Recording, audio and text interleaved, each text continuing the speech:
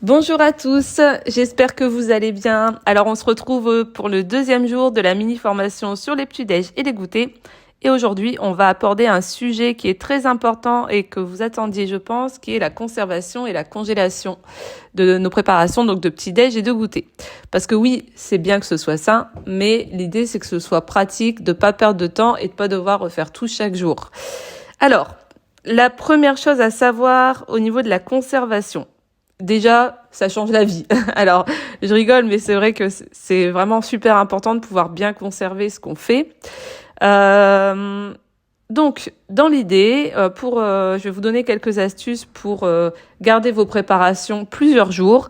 Donc, quand vous préparez, par exemple, des muffins, des biscuits, etc., il faut bien les laisser refroidir avant de les enfermer. Et ensuite, vous les mettez dans une boîte hermétique.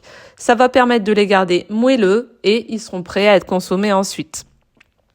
Pour vos fruits que vous mettez dans les smoothies, dans les yaourts, etc., par exemple, vous allez pouvoir les conserver au frigo. Alors, ça dépend les fruits. Dans l'idée, moi, je conserve quasiment tout au frigo.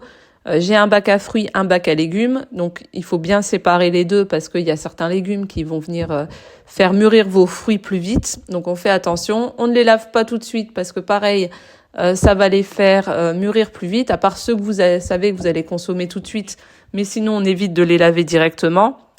Les bananes, on les conserve pas au frigo, c'est vraiment le fruit que je ne conserve pas du tout au frigo. Et surtout, on les laisse bien seuls, les bananes. On va pas les mélanger à d'autres fruits si jamais vous conservez vos autres fruits hors du frigo. Simplement parce que du coup, il y a des fruits qui vont venir faire mûrir les bananes plus vite aussi. Donc voilà, l'idée pour prolonger leur durée de vie, moi je trouve que le frigo c'est vraiment une bonne solution. Ensuite, on va passer à ce qui est congélation. Alors, ça c'est ma partie préférée parce qu'en fait, congeler, c'est simplement comme appuyer sur le bouton pause de vos aliments.